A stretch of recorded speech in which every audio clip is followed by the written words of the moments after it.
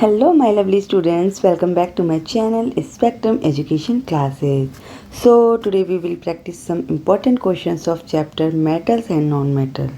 सो इससे पहले हम मेटल्स एंड नॉन मेटल्स की फ़िज़िकल प्रॉपर्टीज़ डिस्कस कर चुके हैं। अगर आपने physical properties of metals and non metals की वीडियो नहीं देखी है तो आई रिक्वेस्ट यू कि आप उस वीडियो को पहले देख लें, क्योंकि यहाँ पर हम जो क्वेश्चन डिस्कस करेंगे वो सभी उस वीडियो से रिलेटेड हैं।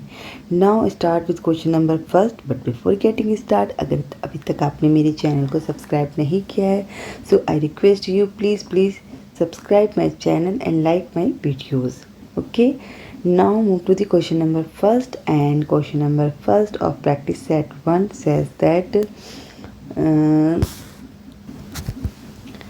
question number first, name one metal and one non-metal which exist in liquid state at room temperature.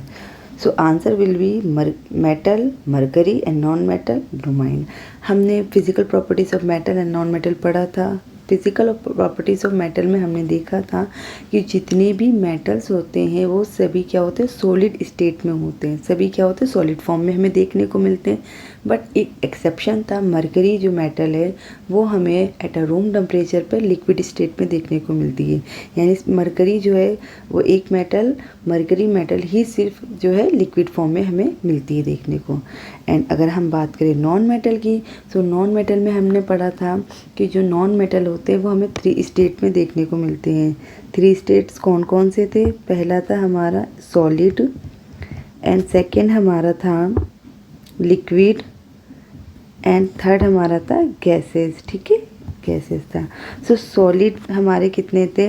10 हमारे सॉलिड थे, 1 लिक्विड था, एंड 11 हमारे कितने थे? गैसेस थे। सो हमने देखा था कि टोटल 22 हमारे नॉन मेटल्स होते हैं, जिसमें 10 जो हैं वो सॉलिड फॉर्म में हमें देखने को मिलते हैं, और 1 जो होता है वो लिक्विड फॉर्म में होता है, और 11 गैसेस होती हैं।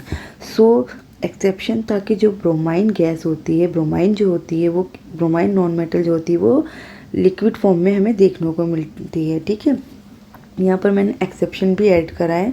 Only one metal mercury is in liquid state at a room temperature. Room temperature पर मरकरी जो मेटल होता है सिर्फ लिक्विड फॉर्म में देखने को मिलता है। And bromine is the only liquid non metal. Non metal में अगर बात करी जाए तो ब्रोमाइन जो होता है वो एक ही अकेला लिक्विड फॉर्म में होता है। ठीक है, सो आप याद रखिएगा मेटल में क्या होता है, मेटल में होता है मरकरी, एंड नॉन मेटल में क्या होता है हमारा, नॉन मेटल में ब्रोमाइन होता है। ठीक है, now question number second says that name the most abundant metal in the earth crust and name the most abundant non-metal in the earth crust। यानी अर्थ के क्रस्ट में जो सबसे ज़्यादा मेटल्स में सबसे ज़्यादा कौन सा ऐसा मेटल है जो पाया जाता है।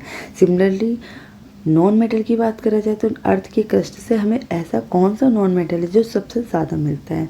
सो अगर मैं मेटल की बात करूँ तो एल्युमिनियम जो होता है, एल्युमिनियम मेटल सबसे ज़्यादा अर्थ के क्रस्ट में मिलता है, जो कि 7% होता है। ठीक है, इसी तरह से ऑक्सीजन जो नॉन मेटल है वो सबसे ज़्यादा पाया जाता है।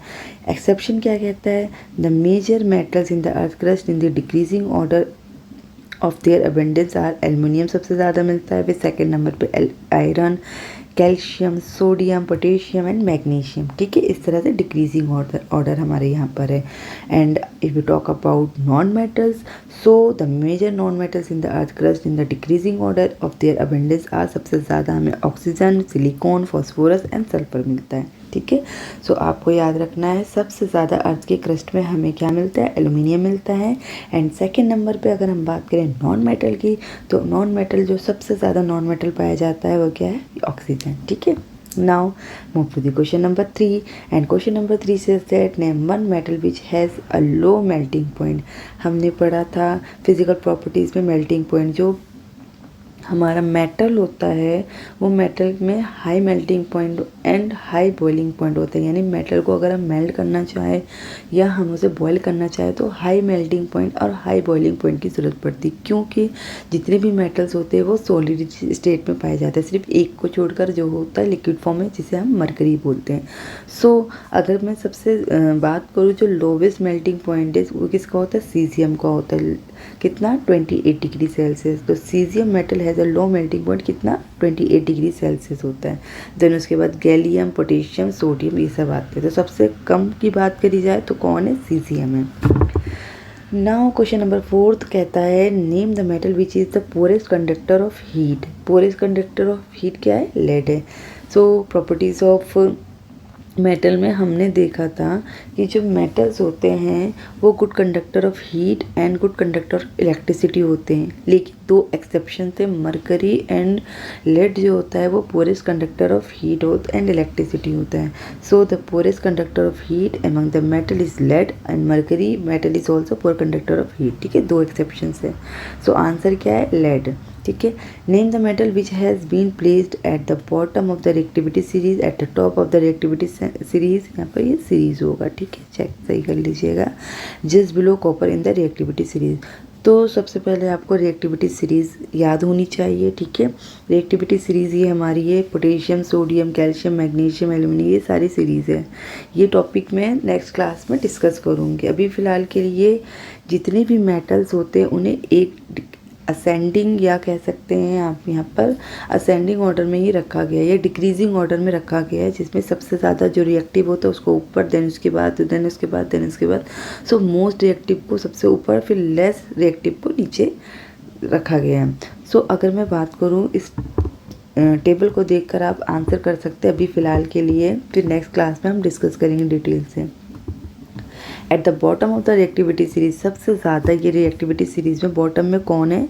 तो सबसे नीचे बॉटम में गोल्ड है। तो रिएक्टिविटी सीरीज़ में अगर मैं रिएक्शन की बात करूँ, गोल्ड का रिएक्शन बहुत ही लो है। सो सबसे नीचे गोल्ड है। ठीक है, यहाँ पे GOLD गोल्ड कर लेंगे। Then at the top of the reactivity series सबसे ऊपर कौन है? सबसे ऊपर पोटेशियम है and just below copper in the reactivity series. और कॉपर के जस्ट नीचे कौन है? कॉपर के जस्ट नीचे मरकरी है। सो इस टेबल के अकॉर्डिंग ये हमारे तीनों आंसर हो गए। Now question number 6, which of the two metals is more reactive, copper और सिल्वर। कॉपर और सिल्वर में कौन सबसे ज़्यादा रिएक्टिव है? अगर मैं बात करूँ यहाँ पर कॉपर की, सो कॉपर हमें ये दिखाई दे रहा है और सिल्वर हमें ये दिखाई दे रहा है। तो जो जितना टॉप में होगा, जो जितना ऊपर होगा रिएक्टिविटी सीरीज़ में, वो उतना ज़्यादा ही रिएक्टिव होगा। जैसे जैसे वो सीरीज़ के नीचे जाएंगे यानी टेबल के नीचे जाते जाएंगे तो वो हमारे क्या होंगे? लेस रिएक्टिव होंगे। तो मैं देखूँ अगर यहाँ पे कॉपर और सिल्वर में दोनों में कंपेयर करूँ तो कॉपर हमारा क्या है? टॉप में, यानी ऊपर है। किससे? सिल्वर से। तो सिल्वर नीचे मीन्स सिल्वर कॉपर से और मरकरी से नीचे है।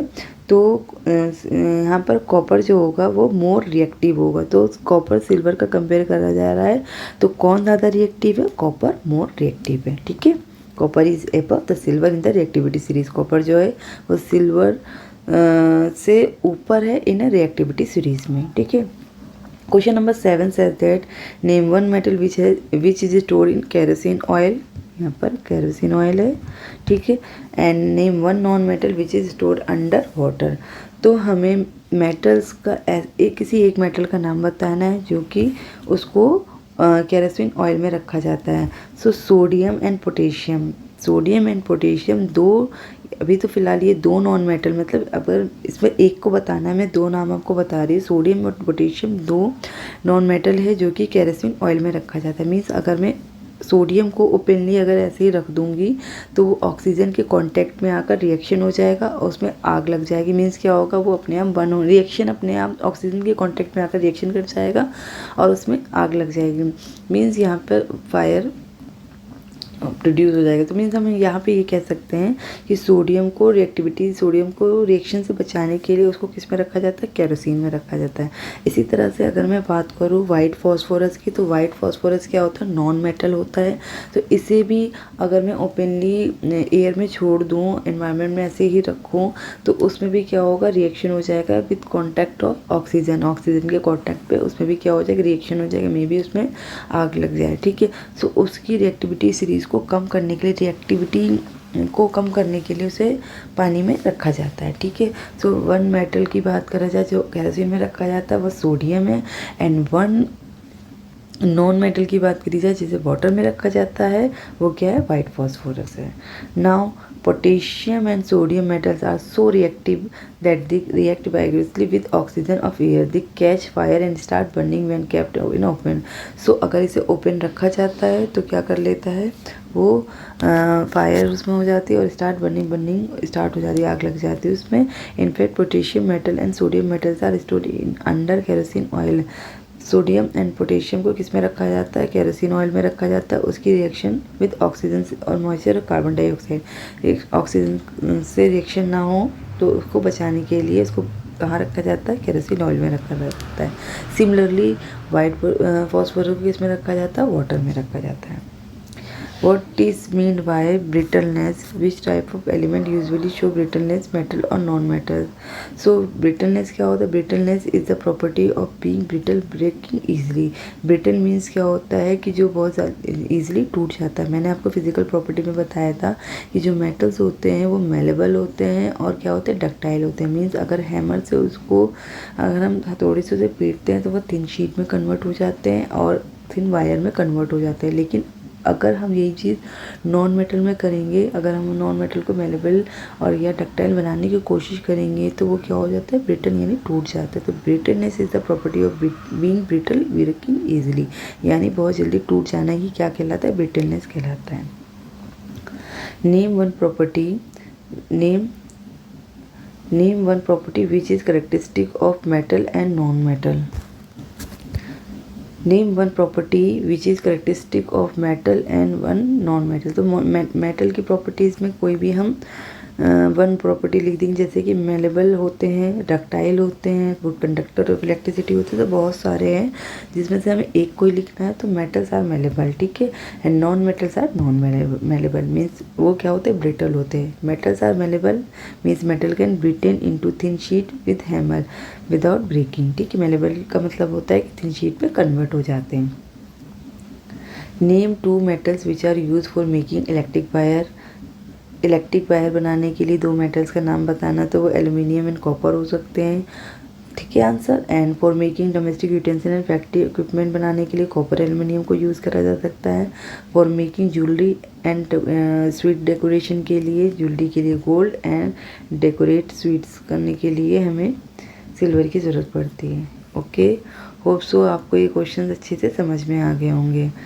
Now thanks for watching this video.